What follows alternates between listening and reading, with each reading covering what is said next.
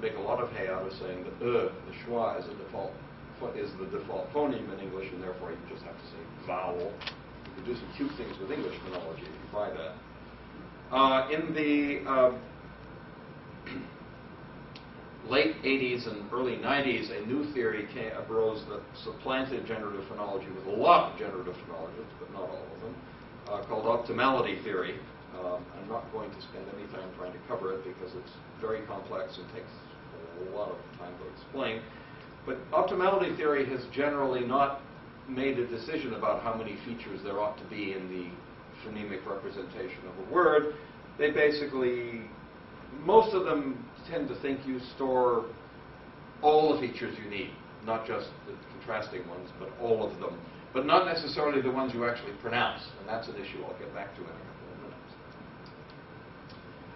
Cognitive grammar, which is, as I mentioned, has become a competitor to generative grammar in the 80s and up to the present, under which I'm developing the theory of phonology among other people, has taken a number of positions as well. Joan Bybee and others who work in the usage-based model have argued that we store an enormous amount of fine-grained detail of everything all the time, based on what they call the usage-based model of language acquisition. I've argued, on the other hand, that phonemes are prototype categories, that we actually store them in a slightly more abstract way.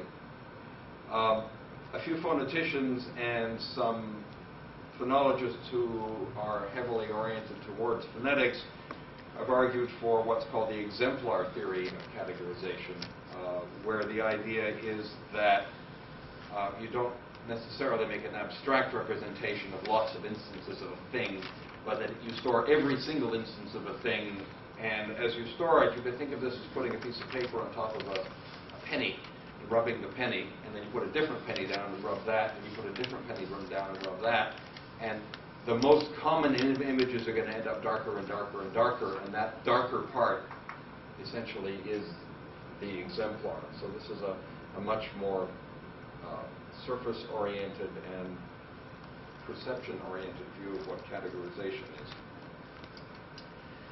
So, what are the dimensions along which categorization has ranged? Well, one of the dimensions I've already alluded to a couple of times, which is how much detail do we store when we hear a word?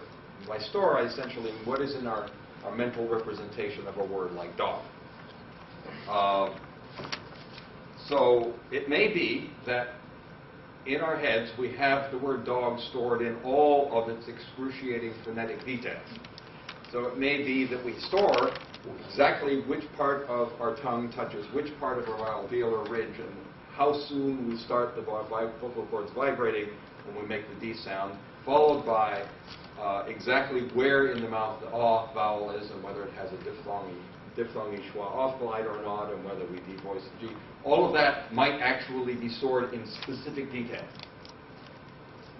Or alternatively, we might have an exact replica somehow of the auditory image, which we can analyze with a spectrograph. I'm not saying we have a spectrograph in our head, although we have something a little bit like one in our head, in our ear. But it might be that we store all of the details of those little squiggly lines that you see in the TV programs, metaphorically speaking. Or it might be that we don't store that much detail, that we have a slightly more abstract image, like, say, perhaps, instead of a photograph, thinking metaphorically here, we have a fairly detailed sketch, like a cartoonist might make. Maybe that's what we store. Or maybe we just store the features that I was talking about, but all of them. So in the word dog, we would store the fact that it's not nasal, even though the vowel is not nasal, even though it's redundantly not nasal, because there's nothing to nasalize it. Or we might store the features, that is alveolar or coronal, or whatever technical features you like, but not mentioning the features that are automatically filled in. Or we could be even more abstract and only store the features that are necessary to distinguish a particular word from another word. So that's one series of issues. How much detail is in our heads? Second question. which sounds are we storing? Do we store only the sounds for each sound by itself? So do we store the D as a D abstractly and the aw of dog, or or however you have, whichever vowel you have, abstractly as an aw, and the g abstractly? Or, say, in a word like writer, in a word like writer, the person who writes is a writer. What about the d in the middle of that word, which we have in some sense derived from the word write with a T? In the word writer, do we store the fact that it's no longer a T? That would be a morphophonemically introduced feature because when we pronounce it that way, we make it rhyme with the person who rides a horse. So that's a contextually introduced morphophonemic feature. Or do we store it with allophonically introduced features? So in the word dog, do we store the fact that the vowel is oral, whereas in the word dawn, do we store the fact that the same vowel is nasal, dawn, as opposed to dog, aw? Or do we perhaps store fine-level phonetic detail? If I say top and then I say pop, that's different levels of aspiration that was much stronger the first time than the second time. Because maybe I was being more emphatic. We store both of those. Exemplar theory people would say yes, by the way. So that's one of the areas where this debate shows up.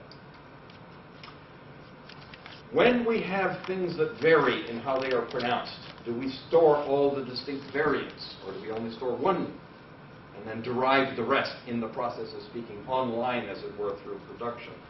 So in the Sound Pattern of English, for example, Chomsky and Halley's classic work from 1968, they argued that the word keep, the lexical item keep, was stored as a single underlying form, K tense EP, and that we derive the pronunciation keep and the pronunciation kept for the past tense. We generate those different vowels, E and E, and other things that make them different, in the process of speaking. So we have only one form, and we derive the extra forms in the process of speaking. Or even, they even suggested that we store divine and the divin of divinity as a single form, and then pronounce divine one way and divinity differently, making those adjustments in the process of speaking. That would be morphologically related forms. They were, of course, immediately attacked by people who said, that's ridiculous, don't be silly. And other more theoretically respectable arguments as well. Suppose, on the other hand, we say, okay, well, keep and kept are separate words, but what about the fact that when I say seed, it's got a long vowel, but when I say seeding, it's got a short vowel? And those of you who haven't studied linguistics probably never even noticed that that was the case, because you're not supposed to. You're native speakers or very good speakers of English, and that's an allophonic process, and people are not generally aware of it. Do we store seed and seed the same and make the adjustment online as we speak? Or perhaps we do store seed and seed separately, but perhaps only the major, the ones you learn about when you learn about introductory phonology in English, maybe only those are stored separately. So when we say the word stop, we have a T that's unaspirated, stop. And we say the word top, sorry, I've transcribed here American English, not mine, which isn't in this case. Stop and tap. The T's are quite different. Stop is a ta, and top is a t, and they're quite different. The adjustment is completely automatic, assuming you've been to some adjustment. And native speakers of English are normally not aware of it unless they study it in school, and even then they're normally not aware of it unless you spend many, many, many, many, many hours doing phonetic transcription. And then lastly, there's catnip, where you don't actually have a T at all, where for most native speakers of American English, in casual speech, the tip of your tongue does not touch your alveolar ridge at the point where you're making that stop. It does to the end, but it doesn't get there until you start to make the end. You just have a glottal stop.